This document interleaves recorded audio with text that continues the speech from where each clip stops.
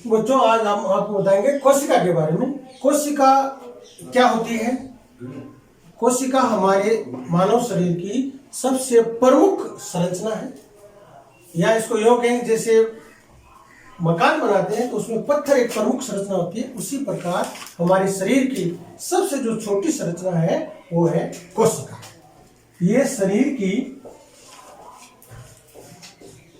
संरचनात्मक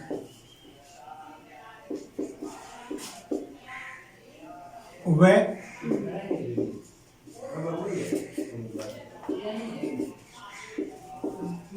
क्रियात्मक इकाई है। ये संरचनात्मक और क्रियात्मक इकाई होती है। इसका अगर अपन चित्र बनाए तो कुछ इस तरह बन सकता है।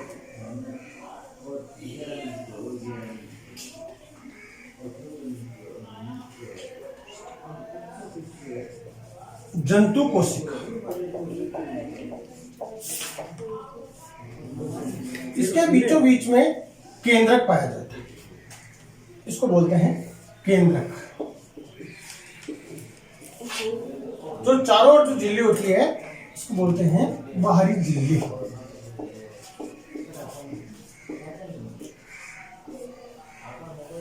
और इस केंद्रक के अंदर एक और संरचना पाई जाती है जिसको कहते हैं केंद्रिका।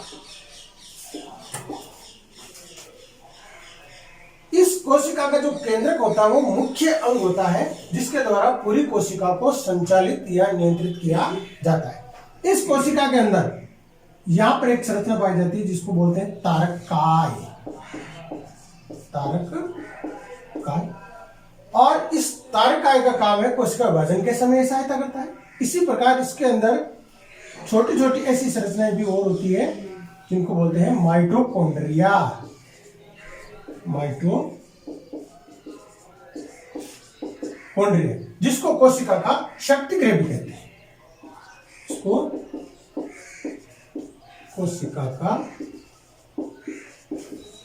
शक्तिगृह, इसको कोशिका का शक्तिगृह भी कहते हैं। दूसरी संरचना इसके अंदर एक केंद्रक से इसको झिल्ली तक भी जोड़ती है। इन संरचनाओं को कहते हैं अंत्यप्रद्वी जालिका। इनका नाम है अंत्यप्रद्वी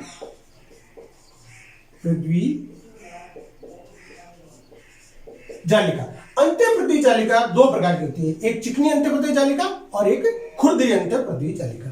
चिकनी अंत्यप्रद्वी जालिका इसलिए होती है क्योंकि उसके ऊपर राइबोसोम नहीं पाए जाते हैं, जबकि जो खुरदरी होती है उसके ऊपर राइबोसोम पाए जाते हैं। इस तरह अंत्यप्रद्वी जालिका हो गई दो प्रकार की। ये अंत्यप्रद्वी जालिका मुख्य रूप से प्रोटीन निर्माण में काम में आती है। तीसरी बात इसके अंदर जो और महत्वपूर्ण है, इसके अंदर जो माइटोकॉन्ड्रिया है ये कोशिका को कितनी भी ऊर्जा की आवश्यकता हो उस समय ये इसकी पूर्ति करता है। एक इसके अंदर पदार्थ पाया जाता है पूरी कोशिका में जिसको कहते हैं कोशिका द्रव्य। कोशिका द्रव्य, ये कोशिका द्रव्य केंद्रक और कोशिका झिल्ली जो बाहरी झिल्ली है इसका दूसरा नाम कोशिका झिल्ली भी कहते हैं इसको।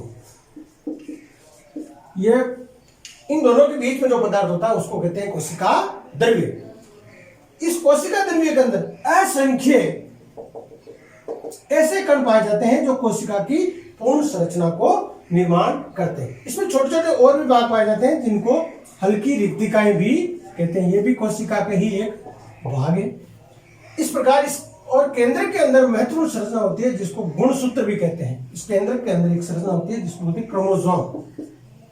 क्रोमोसोम हिंदी में बोलते हैं इसको गुणसूत्र। ये जब कोशिका विभाजन होती है उस समय ये दो भागों में टूट जाता है।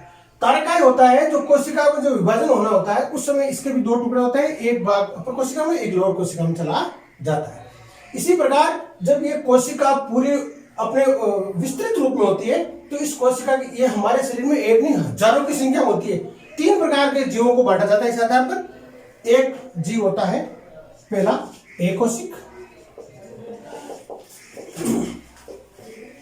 दूसरा बहुकोशिक। इन दोनों जीवों में फर्क क्या है? एक कोशिक में केवल एक ही कोशिका से मिलकर इसका निर्माण होता है, जैसे राइबोसोम है, लाइसोसोम है, इनमें एक ही कोशिकाएं पाई जाती है। जबकि जो बहुकोशिक जीव है जैसे मनुष्य है, कुत्ता, भेड़, जितने भी हम विकसित प्राणी हैं उनके अंदर बहुकोशिक जीव आते हैं। आप उदाहरण जरूर लिख सकते हो। एक कोशिका का जैसे आपकी पुस्तक में जो है यूग्लिना, अमीबा, और बहुकोशिकीय जीव का जो उदाहरण है आपका वो है मानव, कुत्ता, बहुत सारे जीव जो आपको नजर आते हैं, वातावरण घूमते बड़े बड़े जीव, वो सब इस बहुकोशिकीय जीव के अंतर्गत आते हैं। अब ये कोशिका हमारे शरीर में काम क्या करती है? इस कोशिका का मुख्य रूप से काम ये होता है शरीर में किस पदार्थ का आने देना है और किस पदार्थ को बाहर निकलने देना है। यानी जो ये झिल्ली होती है, इसमें विभाजन होने से हमारा आकार में जो स्वतः परिवर्तन होता है, 1, 2, 4, जब बच्चा छोटा होता है उसको बड़ा हो जाता है होते होते, तो वही कारण इसका कोशिका में विभाजन होता रहता है। इस कोशिका के अंदर एक संरचना और आ गई जिसका नाम है गोल्जिका है। तस्त्री के आकार की होती है, जैसे एक तस्त्री होती है उसके ऊपर इस तरह, इनको नाम है गोल्जिका है।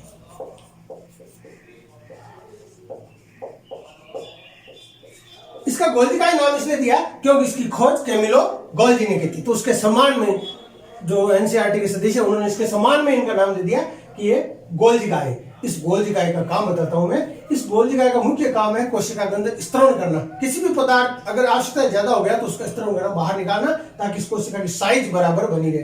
अगर इसमें नियंत्रित विभाजन होता है तो समसूत्री विभाजन है। अगर वो अनियंत्रित हो जाता है विभाजन तो एक बीमारी हो जाती है जिसको हम बोलते हैं कैंसर। ये कोशिका की बहुत बड़ी खासियत है कि इसका विभाजन हमेशा नियंत्रित होना चाहिए। ये भी आपकी पुस्तक में है।